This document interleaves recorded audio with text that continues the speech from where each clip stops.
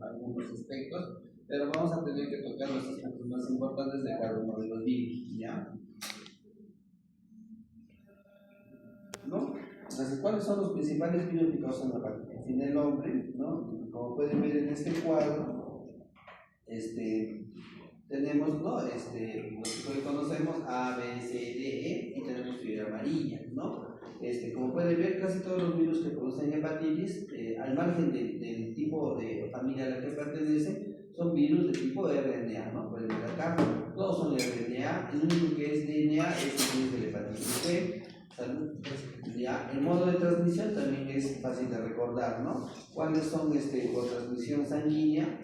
El B, el C y el D. ¿Cuáles son por el fecal oral? La A y la E, ¿no? Periodo de incubación, ahí sí un poquito varía, pero yo les sugiero que acuérdense de los más importantes.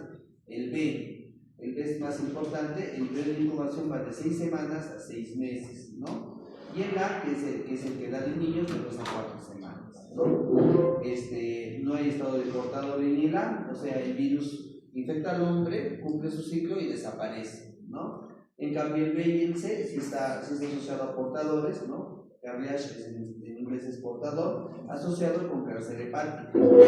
Y el D necesita la infección concurrente de hepatitis B, ¿no? Para poder producir enfermedad, ¿no? El virus C es una infección esporádica, hay brotes en Asia asociados a alimentos y podría causar infección persistente en individuos inmunosuprimidos. La fiebre amarilla no hay transmisión de persona a persona ni estado de portador, ¿no?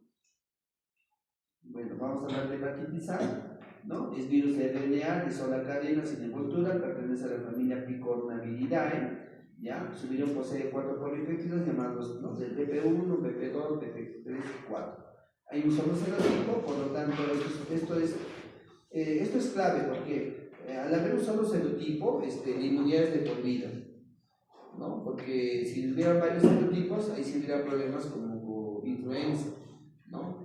Porque la inmunidad muchas veces puede variar de un serotipo a otro, o sea, el virus puede ser no reconocible por el sistema inmune por solo el hecho de cambiar de serotipo, ¿ya? Se transmite por vía fecal oral, es excretado por las heces, más o menos la dosis infecciosa es 10 a la 8 partículas del virus por gramo de heces, ¿no? Se transmite por contacto cercano a los enfermos, transmisión también por contacto sexual, anal, sobre todo, y contaminación de alimentos y agua, ¿no? Lo más frecuente, contaminación de alimentos y agua, ¿no? Sobre todo en los países subdesarrollados como el nuestro, es muy frecuente ese tipo de presentación. Lo bueno es que afecta mucho a los niños, luego les explico por qué es algo relativamente bueno.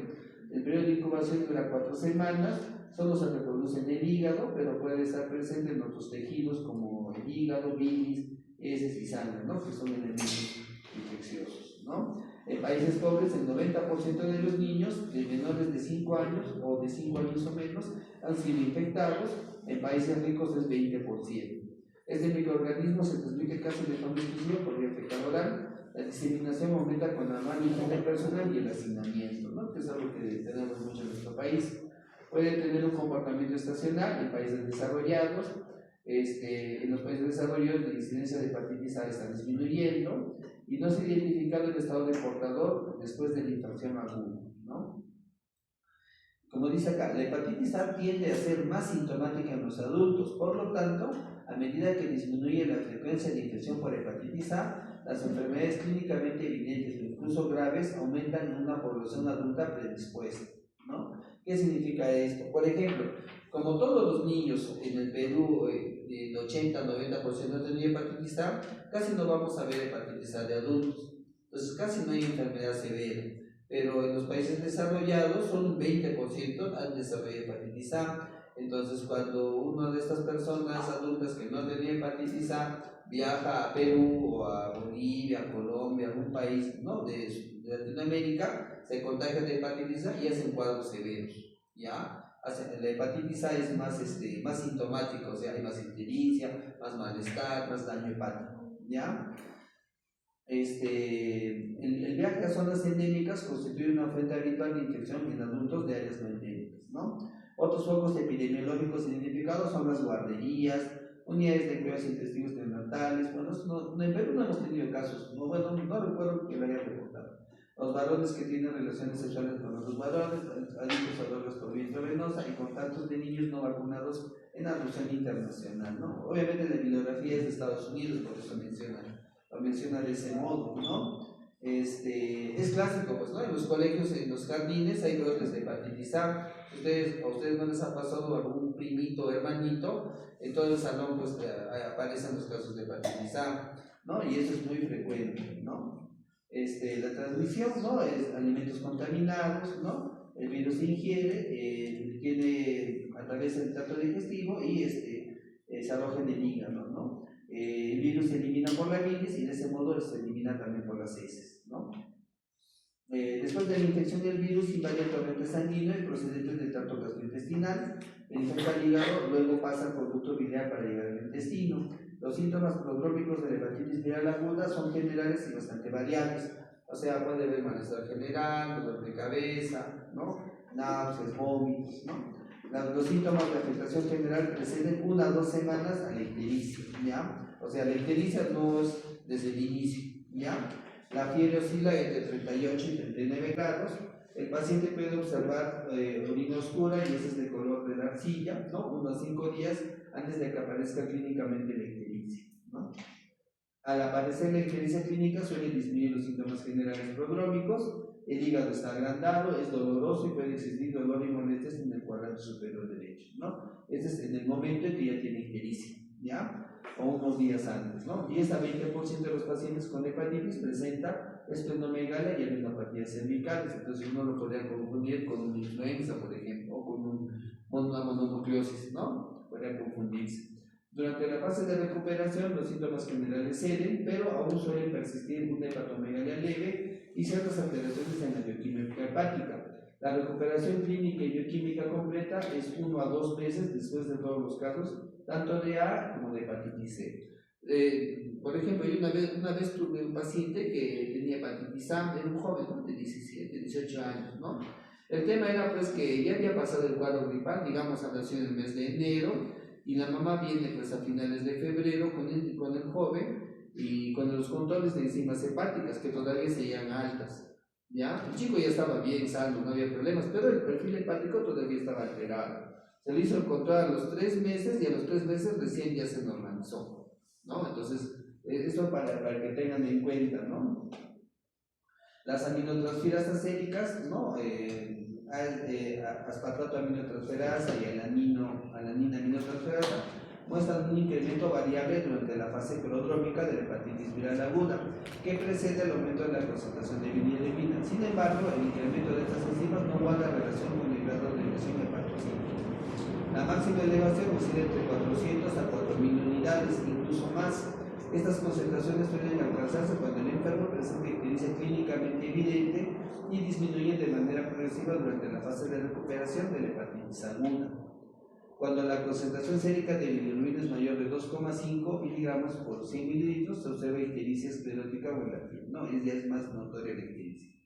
La bilirrubina total es equitativa entre las pacientes conjugadas y no conjugadas, o sea, no hay predominio directo e indirecto, se mantiene la relación, ¿no? Que más o menos creo que es 10%, ¿no? La directa sobre la indirecta. La bilirrubina, las concentraciones de bilirrubina mayores a 340 micromoles, o sea, 20 miligramos, que persisten durante tiempo prolongado en el curso de la enfermedad, son esas formas graves, ¿ya? O sea, bilirrubinas mayores a 20 miligramos prolongadas se considera una forma grave. La neutropenia y la linfopenia son transitorias y van seguidas de linfocitosis relativa, ¿no? Puede haber linfocitos atípicos, el tiempo de protrombina es marcador de severidad, ¿no? Entonces, tú puedes tener tu paciente con hepatitis que tenga transaminasas altas, puede tener un poco de ictericia, pero un marcador importante es que la bilirrubina sea más de 20 y el otro marcador es que el tiempo de protrombina está prolongado, ¿no? Si puede haber hipoglucemia e hiperluminemia en enfermedad grave, ¿no? Ya cuando un paciente tiene hipoglucemia o hiperluminemia, ya denota pues que el hígado está en falla hepática, es una falla hepática muy severa, ¿no? Pronóstico: casi todos los pacientes sanos con hepatitis A casi todos los pacientes antes sanos con hepatitis A se recuperan por completo, no hay secuelas. La prolongación del tiempo de protrombina, la concentración baja de albúmina, la hipoglucemia o tasas muy altas de bilirrubina sugieren afectación hepatocelular grave. Ya no se olviden eso. No habla mucho de trombina, ¿no? Ya. Pero no habla mucho de las transaminasas, ¿no? La mortalidad de las hepatitis A y B es muy baja, 0,1%, pero aumenta en pacientes ancianos o con enfermedades debilitantes. Puede haber recaída en semanas o meses luego de la recuperación. Una forma poco habitual es la hepatitis colestática, ¿no? De estos pacientes, ¿no? El diagnóstico diferencial de hepatitis A, estábamos mencionando, mononucleosis infecciosa, infección por citomegalovirus, herpes simple, virus Coxsackie, ¿no? Ahora que están poniendo en cuarentena los colegios por enfermedad mano-pie-boca, ¿no? Toxoplasmosis, ¿no? También la afectación hepática y adenopatías, ¿no? Los aumentos de aminotransferasas pueden acompañar casi a cualquier infección viral sistémica, ¿no? O sea, como mencionamos en la práctica, te da dengue que también eleva las transaminasas, te da influenza, también te puede elevar las transaminasas, ¿no? Entonces, ¿dónde es esa? Entonces, por eso es que las enzimas hepáticas elevadas no es un indicativo pues, fidedigno de que el paciente tenga hepatitis, se tiene que hacer la serología, ¿no? Se tiene que hacer la serología o buscar otras causas de aumento de transaminasas, ¿no? Como dice acá, coronavirus, causas raras de lesión hepática confundida con hepatitis B son leptospira, cándida, brucela, micobacterias, neumocistis, ¿no? Considerar fármacos también hepatitis autoinmune, hepatitis alcohólica, sobre todo en pacientes mayores, pues, ¿no? En personas adultas, ¿no? En personas jóvenes son causas raras, eso no vas a ver recientemente, en niños, ¿no? También puede haber colecistitis, coledocolitis o colangitis que puedan simular o confundir con hepatitis por el tema del dolor en hipocondrio de leche, ¿no? Diagnóstico y tratamiento, el diagnóstico es sencillo, lo que haces es dosarlo de inmunoglobulina M para virus de hepatitis A en suero, ¿no? No es posible la detección en bilis y en heces y no requiere tratamiento antiviral específico, ¿no? Como pueden ver acá, ¿no? Estas son las semanas desde el contagio y dijimos que el periodo de incubación va entre 2 a 4 semanas, ¿no? Por ejemplo, en este caso, a la segunda semana hay una elevación de la carga viral, ¿no? Del virus en heces, ¿no? Posteriormente, después de 2 semanas de esta elevación inicial, lo que se presenta es la ictericia clínicamente evidente y el aumento de transaminasas, ¿no? Posteriormente, ya al mes también se elevan lo que es los anticuerpos, ¿no? De tipo IgM y la memoria inmunológica que queda con los anticuerpos de tipo IgG, ¿no? Como pueden ver acá, ¿no? ¿Qué más? En algunos países se vacuna contra hepatitis A, sobre todo en los países desarrollados, ¿no? Y este es el esquema de vacunación, son son dos dosis de la vacuna, ¿no? Como pueden ver acá, ¿no? La primera dosis y la segunda dosis puede ser entre 6 a 12 meses, ¿no? Aquí no significa que sea al mes 0, al mes 6 o al mes 12, ¿no? La segunda dosis tienes ese periodo de tiempo entre 6 a 12 meses, ¿ya? ¿Qué más? Hepatitis C, ¿no? La hepatitis C es un virus de RNA monocatenario de envoltura similar a los calicivirus, pertenece a la familia Epiviridae, tiene 4 genotipos y un serotipo. El virus se adquiere por vía fecal y oral, ¿no? Por vía fecal oral y se trata por las heces. Ha sido identificado en otros mamíferos, ¿no? Principalmente en el cerdo. El periodo de incubación dura 2 a 6 semanas, es muy parecido al A, ¿no? 2 a 4, 2 a 6 semanas. Y la infección aguda se autolimita y es leve. Sin embargo, puede ser mortal en gestantes. Lo que llama la atención de ley es su relación con las gestantes, ¿no? Porque puede tener una mortalidad del 20% en el tercer trimestre, o sea, producir una hepatitis severa, ¿no? También puede afectar inmunosuprimidos y pacientes con enfermedad hepática crónica. El diagnóstico se realiza mediante detección de la inmunoglobulina M para el virus E y el estado de portador se puede detectar por dosaje, ¿no? Pides la carga viral, ¿no? RNA para virus E, ¿no? Eso es lo que quieres, ¿no? Ya. Hepatitis D es más largo, entonces eso lo vamos a ver ya en la siguiente clase, ¿ya? ¿Alguna pregunta? Profesor, seguro que hepatitis B Bueno, hepatitis A lo van a ver más cuando vean prácticas de pediatría, porque en los niños es más frecuente, entonces ahí van a ver más la hepatitis A. A infectología refieren casi todas las veces, ¿no? Como han visto en la práctica, muchas veces los médicos no interpretan bien la serología, todo lo que sea B positivo me lo mandan, ¿no? Entonces yo tengo que estar explicando al paciente si es crónico, si es infección pasada o si requiere otro tratamiento, ¿no? Pero yo veo más B, algunas C, no hay mucha C, no llega mucha C.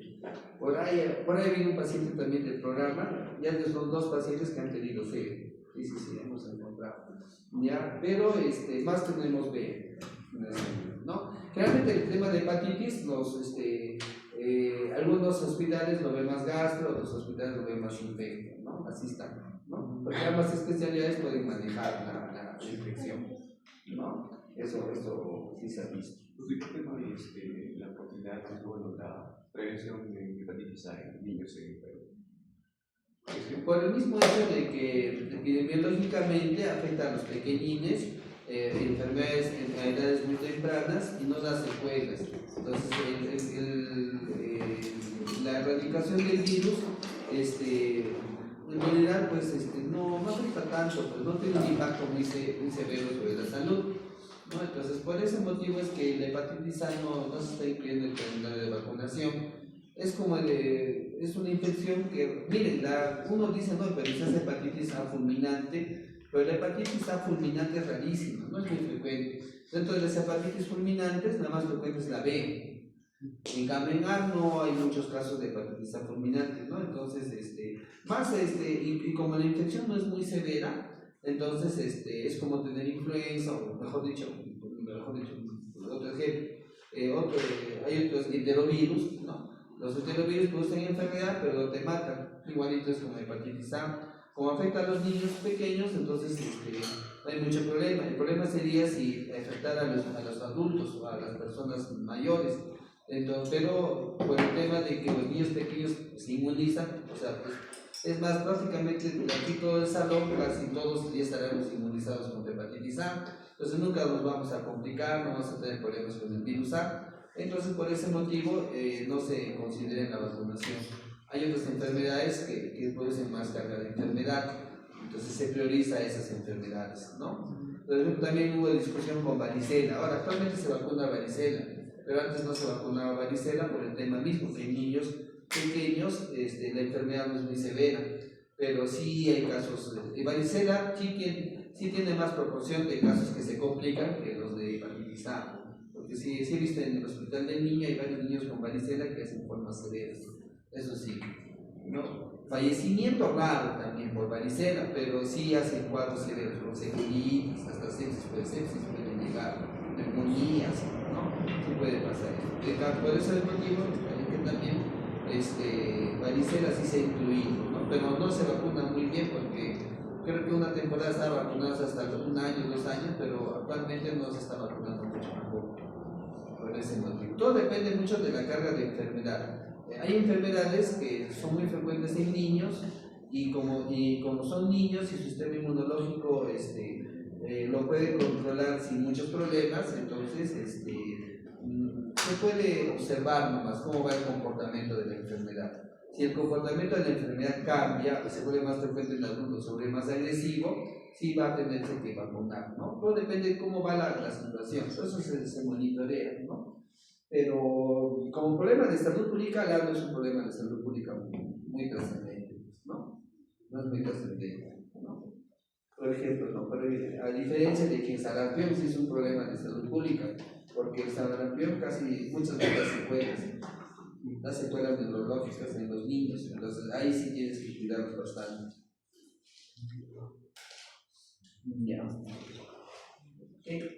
Nos vemos el día jueves, ¿no? El día jueves vamos a hacer la próxima recuperación en la noche. Ya.